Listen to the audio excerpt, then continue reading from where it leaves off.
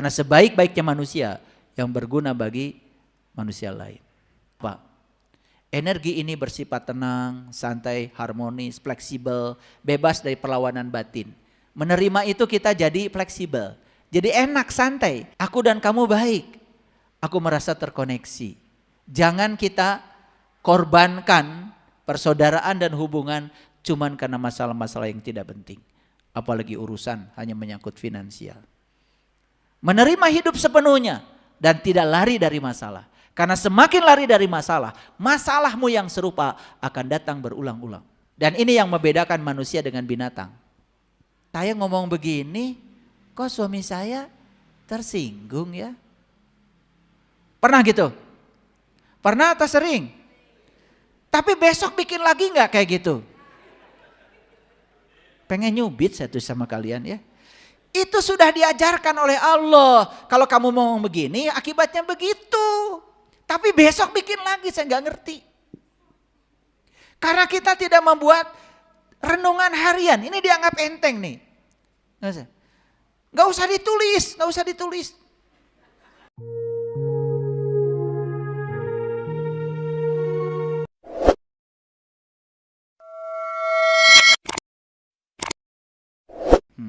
Lanjut. Ini 540. Di atas yang tadi. Kalau tadi love, cinta. Ini kesukacitaan, ini joy. Joy. Penuh dengan sukacita. Kasih sayang terhadap semuanya. Betul? Betul? Terhadap semua. Apapun agamanya, apapun keyakinannya, siapapun dia, anak siapapun, saya menyayangi semuanya. Karena mereka saudara dengan saya. Begitu? Cek sendiri. Kesabaran yang luar biasa. Kesabaran yang luar biasa itu tanpa batas. Kurang kumaha abdi teh sabarna. Teu sabar eta mah. Nusok ngagelang dada mah teu sabar. Yang sabar mah tara ngagelang dada. Rasa manunggal dengan orang lain dan rasa peduli terhadap kebahagiaan mereka. Mendengarkan penderitaan orang lain. Merasa manunggal. Merasakan yang mereka rasakan. Udah gitu? Joy 540. Perasaan selesai dengan diri sendiri. Dan perasaan cukup dengan diri sendiri. Sudah bahagia dari dalam. Tidak bergantung siapapun di luar dirinya. Sudah begitu belum? Ya ada 500 kayak acan atau ya. Komo atau 540, betul? Ya masukan we dibahas teh. Ya. Ini 600. Peace. Ya, sudah mencapai kedamaian. Dalam dialami sebagai kesempurnaan, kebahagiaan agung, ketiadaan upaya dan kemanunggalan. Bapak Ibu, saya nanti suatu saat akan bicara tentang ketiadaan upaya ini. Karena saya sudah mengalami sendiri. Betapa hidup itu gratis, ketiadaan upaya. Luar biasa. Kalau kita kembali kepada kesadaran murni kembali, nyaris seperti saat kita bayi dulu. Waktu kita datang ke dunia, belum ada program di otak kita, nyaris semua datang tanpa upaya. Betul? Tidak minta digendong, digendong. Tidak minta susu, dikasih susu. Tidak minta bubur, dikasih bubur. Tidak minta diganti popok, ganti popok. Dulu seperti itu. Ya Allah, kenapa kita sekarang jadi semua serba upaya? Dibangun upaya dan dihalangi oleh program yang kita inputkan di pikiran kita. Ini sains Bapak Ibu, sains ya, rada gaul sedikit ngajinya. Ya, makanya ngaji dengan saya ada mikirnya kan, pusing kan? Pusing kan? Tadi waktu saya tanya setan di mana, pusing kan? Iya, setelah dijelaskan enggak kan? Dialami sebagai kesempurnaan. Bagi orang yang sudah mencapai peace, damai, apapun sempurna. Itu yang namanya syukur. Tidak mencari yang enggak, tidak mencari yang tidak ada. Dia menerima semua sebagai kesempurnaan. Tidak terjebak benar salah, baik buruk lagi. Semuanya sudah sempurna. Karena tidak ada pekerjaan Tuhan yang tidak sempurna. Karena dia maha sempurna. Yang kedua, kebahagiaan agung, ketiadaan upaya, dan kemanunggalan. kondisi non-dualitas. Tidak terjebak benar salah, baik buruk. Bukan keterpisahan. Karena apa? Melampaui intelektual. Ini yang disebut dengan kedamaian yang melampaui semua pemahaman. Bapak Ibu, sekali lagi. Pernah gak mendengar dari batin, kamu kasih? Pernah? Pernah. Tetapi kemudian si setan ini mulai memberikan masukan. Enak aja, kamu kerja dari pagi sampai sore, udah gitu dikasih. Tambah lagi si setan tuh bilang, enak aja. Cari alasan-alasan untuk tidak memberi. Pernah? Jujur ya, pernah? Pernah ya? Oke, ngerti sekarang siapa yang melarang itu? Siapa?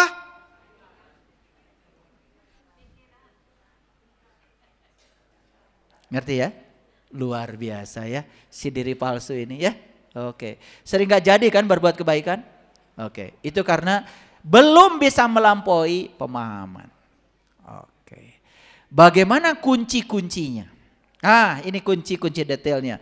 Tapi waktu kita tinggal sedikit lagi. 1, latihan penerimaan. Latih untuk bisa menerima apapun apa adanya. Kenapa? Semua realitas kehidupan itu berubah. Kehidupan itu tidak pasti. Kehidupan itu kompleks. Jangan paksa kehidupan seperti yang pikiran mau. Latihan penerimaan ini adalah kunci. Menerima bukan berarti setuju. Awas. Menerima bukan berarti setuju. Sudah, ada kejadian walaupun tidak setuju, terima dulu. Bahwa kita tidak setuju, nanti diperbaiki pelan-pelan. Jangan dari awal sudah menolak kejadian itu. 2, tingkatkan kemampuan menyikapi segala sesuatu secara rasional. Kita dikasih akal, ya. Daripada menyalahkan, coba belajar memahami. Rasionya hidup. 3, fokus pada hal-hal yang bisa dikendalikan. Pikiran, perasaan, reaksi kita terhadap peristiwa, semua dalam kendali kita. Fokus ke situ. Orang lain, sekalipun itu dekat dengan kita, tidak bisa kita kendalikan. 4, harapkan yang terbaik, tapi antisipasi hal yang terburuk. Jadi jangan hanya siap, menyiapkan yang terbaik saja, beri ruang. Seandainya yang terbaik yang kita inginkan itu tidak terjadi, sudah ada ruangnya di sini, kita tidak akan pernah kehilangan kendali. Mengingat kematian yang kelima. Ingat, hidup kita pasti berakhir. Bukan soal apa yang akan kita bawa, tetapi pertanyaannya apa yang akan kamu tinggalkan dalam hidup. Kamu meninggalkan apa? Apa tidak ingin gitu meninggalkan karya? Ya. Bikin sesuatu yang monumental dalam hidup buat orang banyak. Masjid ini setelah saya bangun, langsung saya serahkan ke masyarakat. Silakan digunakan buat masyarakat. Waktu mau bangun masjid ini, saya berpikir masjid ini 1000 tahun saya sudah tidak ada. Tetap harus ada. Nggak usah nanggung bikinnya. Kasih besi yang bagus. Buat publik jangan nanggung. Jangan perhitungan. Berkahnya luar biasa Bapak Ibu. Bikin yang monumental buat orang banyak. Karena sebaik-baiknya manusia yang berguna bagi manusia lain. Kenapa penerimaan ini penting? Ini menurut David Hawkins. Kalau kita sudah bisa menerima, itu nilainya sudah lumayan. 350. Kenapa? Energi ini bersifat tenang, santai, harmonis, fleksibel, bebas dari perlawanan batin. Menerima itu kita jadi fleksibel. Jadi enak, santai. Nilai kita naik kan dari 200 tuh jadi 350. Hidup ini baik. Aku dan kamu baik. Aku merasa terkoneksi. Jangan kita korbankan persaudaraan dan hubungan cuman karena masalah-masalah yang tidak penting. Apalagi urusan hanya menyangkut finansial. Menerima hidup sepenuhnya dan tidak lari dari masalah. Karena semakin lari dari masalah, masalahmu yang serupa akan datang berulang-ulang. Tidak menyalahkan orang lain. Tidak menyalahkan hidup. Bisa begini aja, 350. Kenapa tadi segala sesuatu harus rasional? Kita tanya David Hawkins. Kalau kita sudah punya penalaran dan tidak menyalahkan orang lain tapi memahami, berapa nilainya? Belajar memahami dan tidak menyalahkan, nilainya 400 Bapak Ibu. Dan ini yang membedakan manusia dengan binatang. Ada kemampuan untuk melihat hal-hal secara abstrak. Jadi melihat di baliknya kenapa ini terjadi. Melakukan konseptualisasi. Konseptualisasi membangun pengetahuan dalam diri. Bersikap objektif. Membuat keputusan yang cepat dan tepat. Terampil memecahkan masalah. Lihat ya, buah penalaran banyak. Sains, filsafat, kedokteran, ilmu logika, itu semua buah penalaran. Lanjut, itu baru 5 tadi. 6, menerima keadaan yang tidak bisa dirubah. Ibu, Bapak, dengarkan saya. Tahu yang tidak bisa diubah? Tahu yang tidak bisa diubah? Apa? Apa? Masa lalu. Ya, sudah. Apapun yang sudah terjadi sedetik yang lalu, sudah itu masa lalu.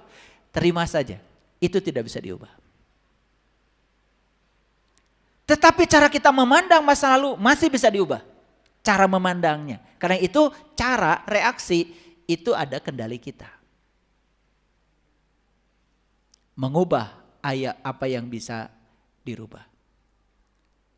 Nomor 7-nya, mengubah apa yang bisa dirubah.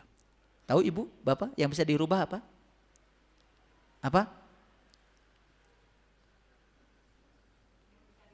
Yang bisa dirubah apa? Pikiran kita bisa dirubah? Perasaan kita bisa dirubah? Reaksi kita terhadap sesuatu bisa dirubah? Ubah itu. Kapan mengubahnya? Sekarang. Jangan dikit-dikit besok. Habis ini langsung berubah. Rubah semuanya. Rasakan kedamaian yang datang. Begitu pengendalian diri ini sudah terjadi, ketenangan dan kedamaian hidup datang tanpa diundang. Kok saya sekarang lebih tenang ya, tidur nyenyak. Vertigo hilang.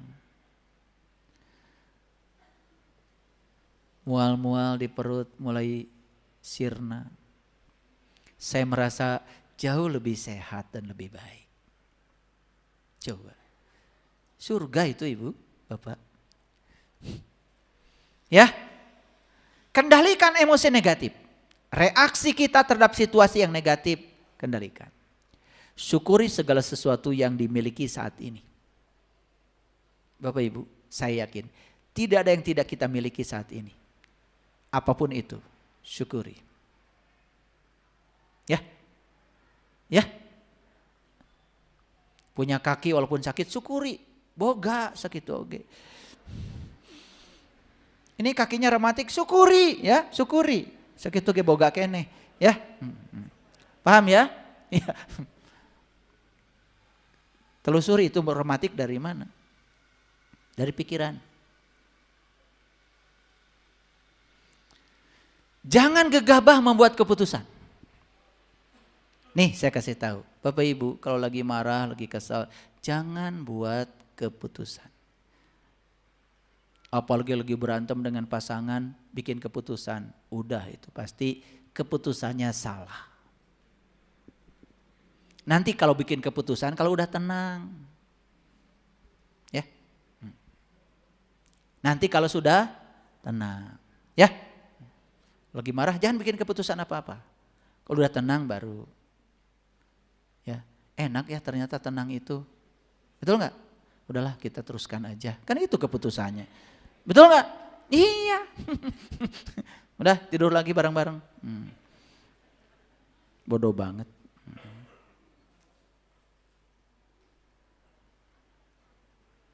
Sebelas. Hindari krisis identitas diri. Lihat saya semuanya. Semua kita ini terlalu sering menjadi orang lain. Lalu kita terasing di rumah kita sendiri. Jadi kita mengalami krisis identitas. Tidak tahu jati diri. Nah itulah pentingnya Bapak Ibu meniti ke dalam diri. Tahu siapa sih saya ini sebenarnya. Itu kuncinya. 12. Kendalikan respon atau reaksi emosional terhadap kenyataan yang terjadi. Kontrol yang kuat. Ingat ya tadi, masih ingat ya cerita restoran? Yang bikin restoran berantakan tadi itu kecoa atau reaksi terhadap kecoa? Sekali lagi. Pintar ya, pintar. Kendalikan respon, reaksi terhadap situasi. Ya, kalau di jalan, dek, nabrak. Udah, gak usah marah dulu, tarik nafas dulu. Dalam-dalam. Ya, sadari. Ya, berantem di jalan hanya bikin macet jalan. Dan tidak akan mengubah mobil yang penyok jadi bagus. Setuju? Udah. Gus, baralik ke imah. Omean ke bengkel. Paham ya? Gitu aja susah.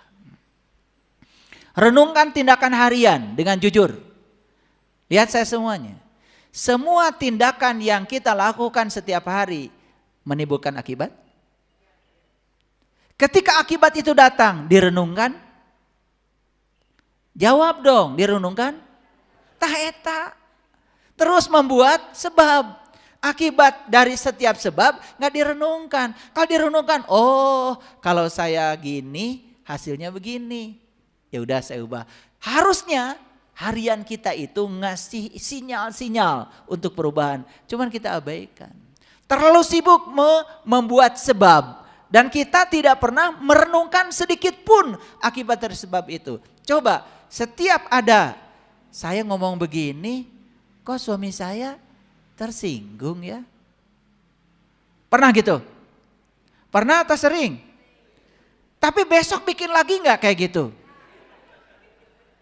Pengen nyubit saya tuh sama kalian ya. Itu sudah diajarkan oleh Allah. Kalau kamu mau begini akibatnya begitu. Tapi besok bikin lagi saya gak ngerti. Karena kita tidak membuat renungan harian. Ini dianggap enteng nih. Gak usah ditulis. Lila. Setiap tindakan kita setiap hari itu selalu menimbulkan akibat, Bapak Ibu. Dan selalu ada akibatnya. Nah, akibatnya itu direnungi. Ini kenapa ini terjadi? Oh, ngomong begini tuh ternyata menimbulkan ketersinggungan. Ya sudah, besok gak ngomong gitu lagi. Kan besoknya pasti berubah. Ya mah hayo ngomong gitu. Ini ada yang aneh lagi. Ya, kalian itu dagang dengan model begitu rugi. Isukan dengan modal, eta modelna sarua gitu. Padahal kemarin sudah diajarkan modelnya begitu kamu rugi. Cicing heula tuh. Renungi kenapa? Banyak yang konsultasi sama saya. Ceritanya sama. Ayah, saya ini sudah dagang. Ini rugi. Terus modal lagi, rugi lagi. Terus modal lagi, rugi. Numpuk hutang. Tidak ada yang dirubah. Akhirnya saya tanya. Kamu tuh usaha cari apa? Nanya dulu saya. Ya cari uang ayah. Buat apa uang? Kalau saya nggak punya uang, nanti saya tidak kebayar cicilan. Dah catat. Kalau saya nggak punya uang, anak saya nggak sekolah. Catat. Kalau saya nggak punya uang, saya tidak bisa beli rumah. Catat. Kalau saya nggak punya uang, saya nggak bisa makan. Catat. Udah ngomongnya. Kamu itu ternyata usahanya digerakkan oleh rasa takut. Takut kekurangan. Makanya kamu menarik semua ketakutan-ketakutan baru. Itu menurut hukum tarik-menarik. Like attracts like. Yang serupa menarik yang serupa. Ngerti sekarang masalahnya? Oh, masalahnya saya. Kamu. Memangnya saya? Kamu. Bukan kita. Lalu solusinya gimana? Kan udah dikasih sama Allah lewat Rasulnya. Innamal a'malu biniat. Amal tergantung pada niat. Coba atuh usaha teh diniatkan. Saya jualan nasi, ingin melayani orang-orang yang butuh makanan enak. Karena saya oleh Allah dikasih keahlian meramu resep yang enak. Ingin menjadi kepanjangan tangan Allah, menyampaikan cinta kasih Allah untuk menjamin orang-orang yang perlu makanan enak terlayani. Apakah dengan niat seperti itu kita tidak dapat uang? Bisa jadi malah uangnya jauh melampaui kalau niatnya sekedar mencari uang. Nih Bapak Ibu lihat saya semuanya. Begitu Bapak Ibu mencari uang, Rasulullah mengatakan, siapa yang mengejar dunia, dia tidak akan dapat dunia dan Allah. Tetapi siapa yang mengejar Allah, dia dapat dua-duanya.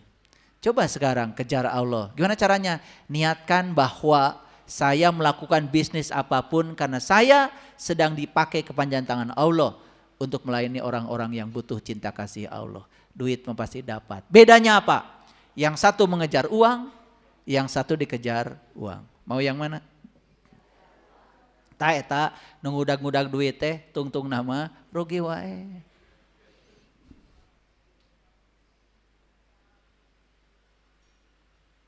Coba petani mau tanam padi.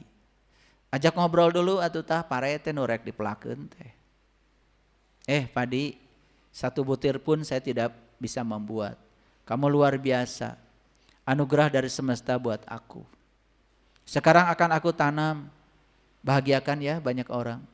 Tumbuh yang bagus. Ajak bicara. Tanam. Saya menanam kamu bukan semata-mata saya ingin uang. Karena saya ditakdirkan oleh semesta lahir ke dunia ini untuk menjadi petani. Saya percaya profesi saya sebagai petani ini adalah jalan hidup saya dari Allah.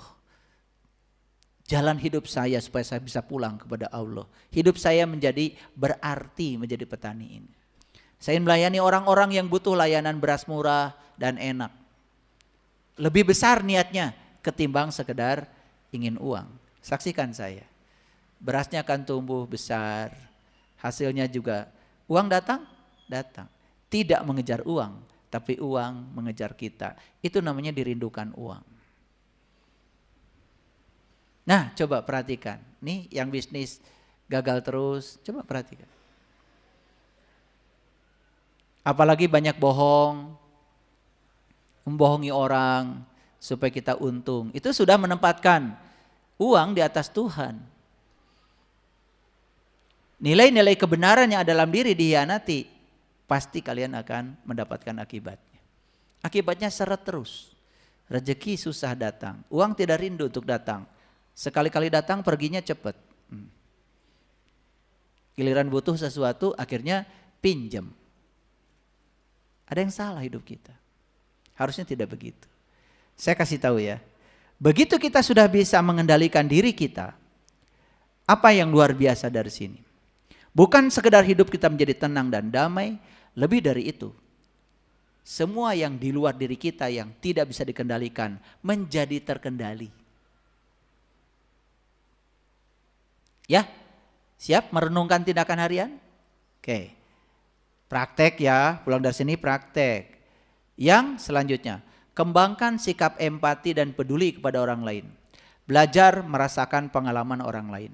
Seperti kata Leo Tolstoy, sastrawan Rusia, jangan bicara agama kepadaku, tapi tunjukkan agama dalam perilakumu. Jika kamu merasakan sakit, itu tandanya kamu hidup.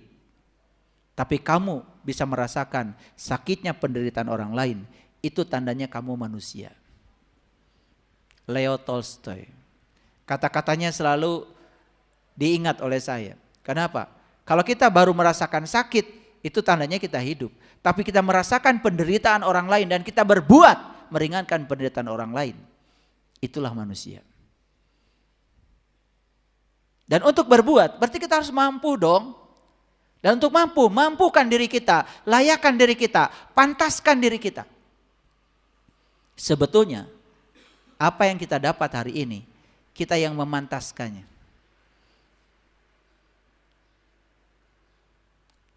Sering saya mendengarkan ucapan-ucapan, saya ini orang kecil, saya ini orang susah, saya ini sengsara. Itu doa. Bahkan di antara kita mungkin ada yang pernah mengucapkan kalimat-kalimat itu secara tidak sengaja. Atau ingin mendapatkan belas kasihan dari orang lain. Ingat, pikiranmu, perasaanmu dan kata-katamu adalah doa yang sebenar. Dan yang terakhir, fokus pada hal-hal yang bermakna. Sekiranya yang dibicarakan itu hanya sesuatu yang menguras energi kita, udah tinggalkan. Lebih bagus diam. Ya. Saya bicara itu kalau di sini aja.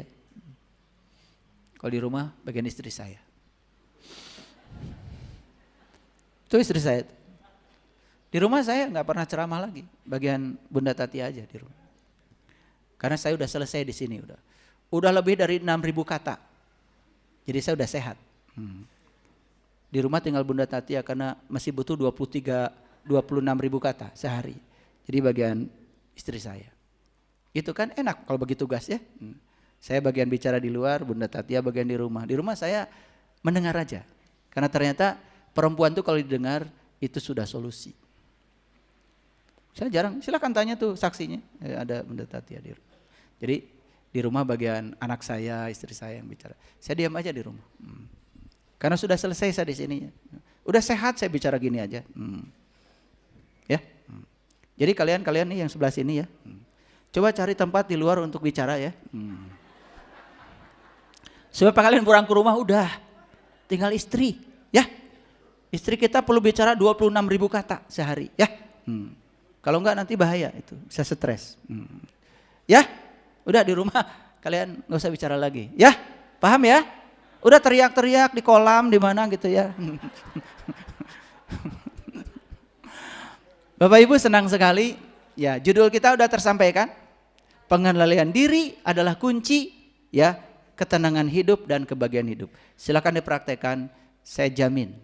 Dengan praktek yang semacam ini dalam kehidup, kita bisa merasakan perubahan kehidupan kita menjadi jauh lebih baik. Ya, terima kasih. Assalamualaikum warahmatullahi wabarakatuh.